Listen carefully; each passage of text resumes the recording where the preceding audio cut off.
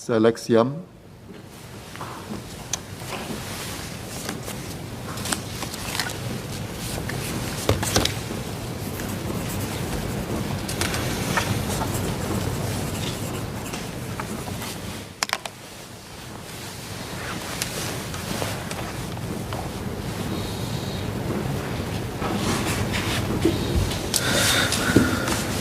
Thank you, Chairman, for your indulgence. One clarification for the Minister.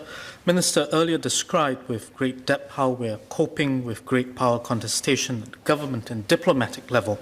However, could I seek the Minister's view on how we can do more at the people level to strengthen our local resilience and further the understanding of our foreign policy positions as various other countries seek to steer local sentiment through either soft power projection or influence and disinformation campaigns?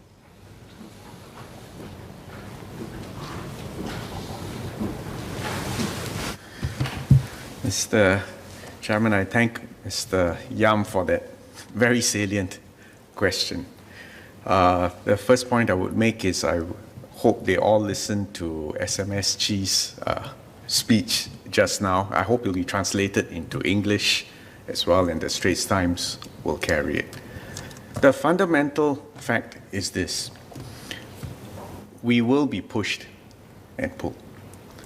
And I remind my staff that right now, actually, we are in a sweet spot in terms of our relationship with both superpowers. But whenever you're in a sweet spot, always anticipate that things can only go downhill from there. So I'm sure sooner rather than later, an issue will arise, and we will have to stand our ground. We will have to say no, and it will be a test of our unity, our cohesion, and as you've quite rightly identified, the understanding and support of our own people, because foreign policy begins at home. I would remind members to recall the advice that whenever we receive a message or a video or a social media posting, always ask, who does it ultimately originate from? First question. Second question, what are the facts? Third question, who benefits or loses from the perspective that is being advocated from that posting? Fourth, what are the long-term national interests of Singapore? And I'm always reminded of some very good, pithy, and sometimes, the prickly advice that Dr. Goh Keng Swee gave us in 1970 when he was describing the difference between conducting business and conducting foreign policy. So allow me to quote just a couple of sentences from him. He said, quote, "In the nature of things, relations between independent sovereign states cannot be conducted on the basis of supplicant and overlord. The methods that are found so successful in business to obtain licenses, concessions, contracts, etc. These methods are not available to us as a government." Unquote. And I think that reminder is still salient after 50 years. So I hope that the people of Singapore will understand and take it in our stride when relations become a bit prickly, a bit uncomfortable, and we go through the inevitable episodes from time to time. And it can come from either or from both sides. But rest assured that MFA, indeed, the Prime Minister and the entire Cabinet will always make decisions on the basis of the long-term interests of Singapore. And SMS Chi's reminder that our value, our unique selling point, is not to be a vassal state, or to be bought or intimidated, or to be a pale imitation of a larger power, but to be ourselves, authentic, reliable, trustworthy, relevant, and useful. And your point, therefore, is that we need to continue to conduct foreign policy at home and to make these points to our own people and to convince them accordingly. Thank you for that question. Ms. Sylvia Lim.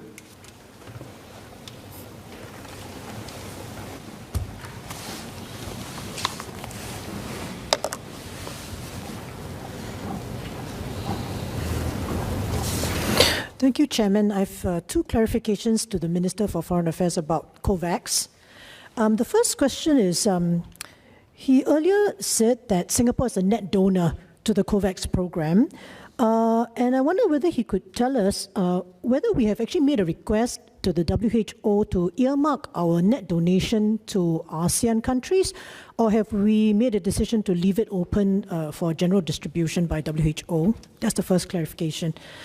The second clarification is, earlier during the MINDEF COS, we were actually distributed a map showing vaccines approved around the world for use. And I think the Minister for Defense point was that these distribution relationships do reflect a certain power play in some traditional alliances. So I'd like to ask Minister to confirm that countries joining COVAX, actually, they do not have any prohibition on continuing to reach such bilateral arrangements for COVID vaccine purchases, and whether he sees that these bilateral arrangements outside of COVAX will be one of the biggest challenges for the COVAX program to succeed.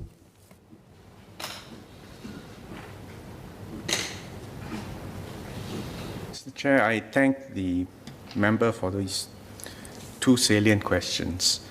And allow me to take a step back and explain first the rationale behind COVAX, because in fact this is a unique moment in public health.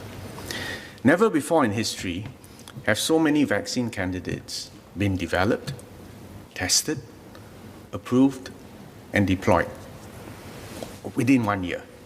This is, let me tell you as a healthcare professional, this is unprecedented. Now, it was essential, however, to have this because of the speed in which the global pandemic was galloping through the entire world. Now, the scientific and business challenge was this.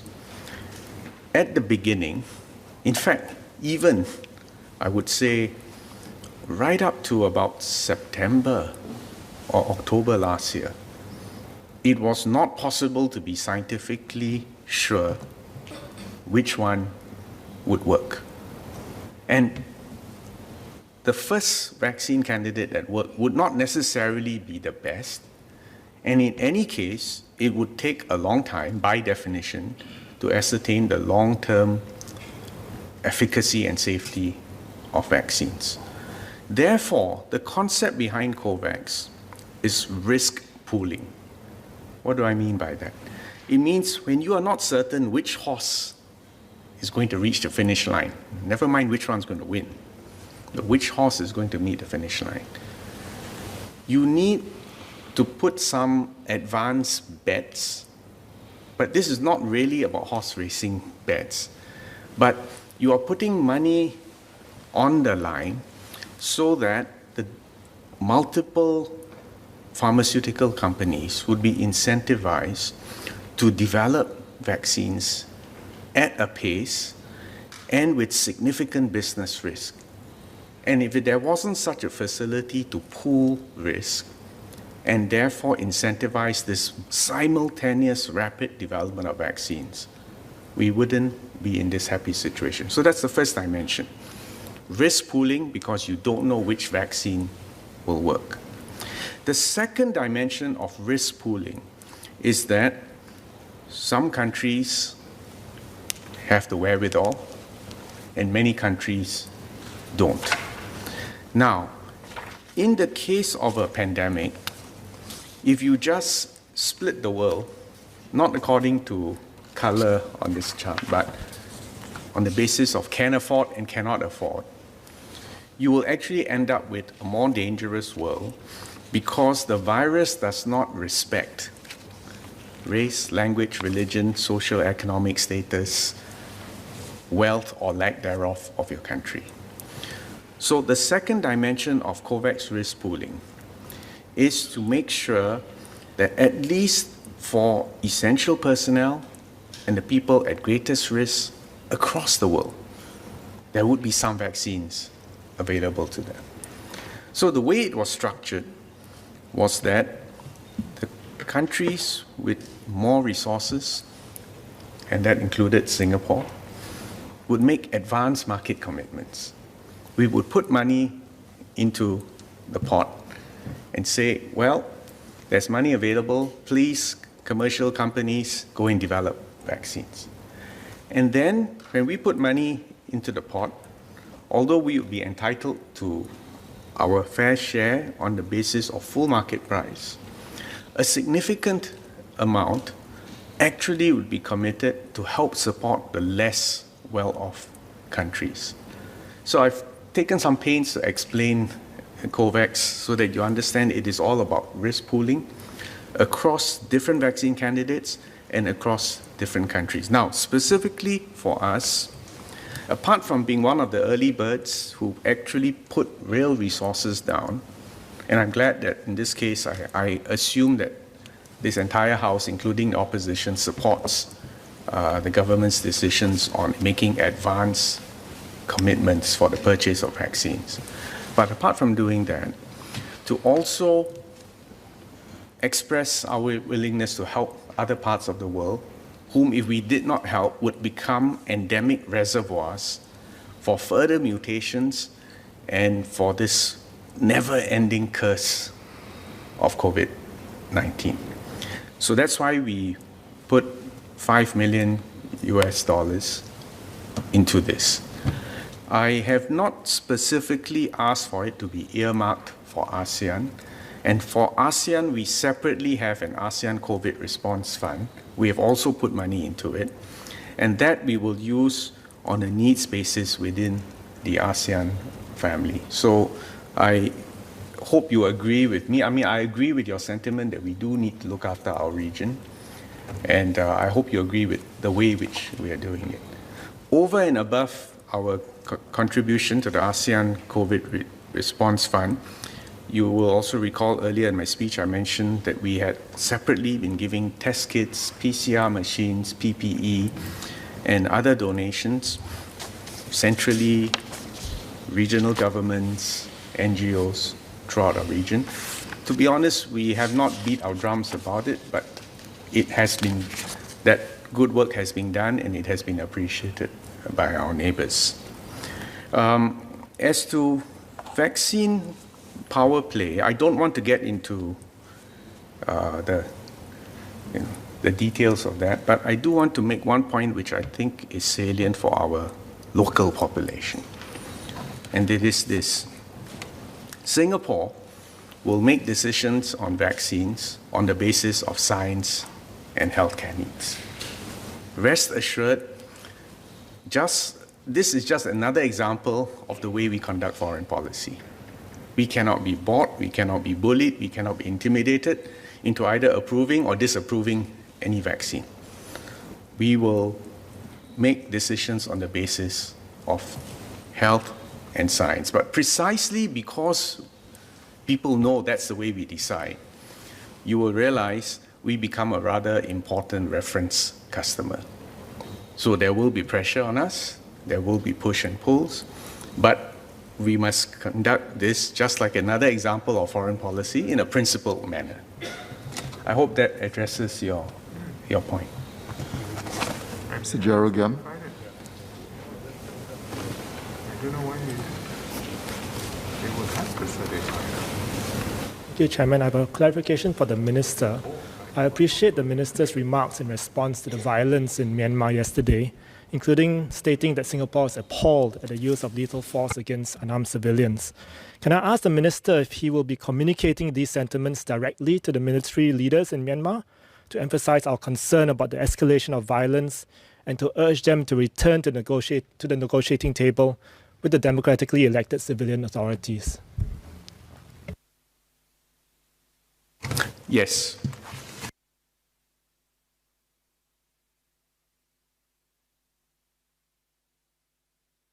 Mr. Alex Yam, would you like to withdraw your amendment?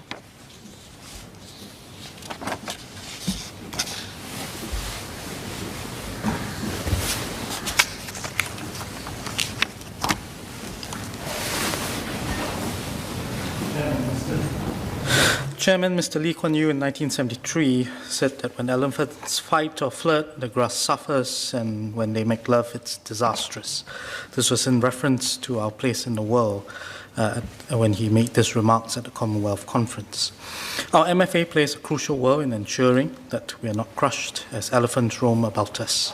Thank you to 26 members for filing cuts. Gratitude to Minister, Second Minister, and SMSG, as well as our Foreign Service officers for flying our flag high. Chairman, I therefore beg leave to withdraw my amendment. Is the honourable member given leave to withdraw the amendment? I think leave of the majority is given. The amendment is withdrawn. The question is that the sum of $427,837,900 for head N stand part of the main estimates. As many as of that opinion say aye. To the contrary, say no. I think the ayes have it. The ayes have it. The question is that the sum of $12,500,000 for head N stand part of the development estimates. As many as of that opinion say aye. To the contrary, say no. I think the ayes have it. The ayes have it.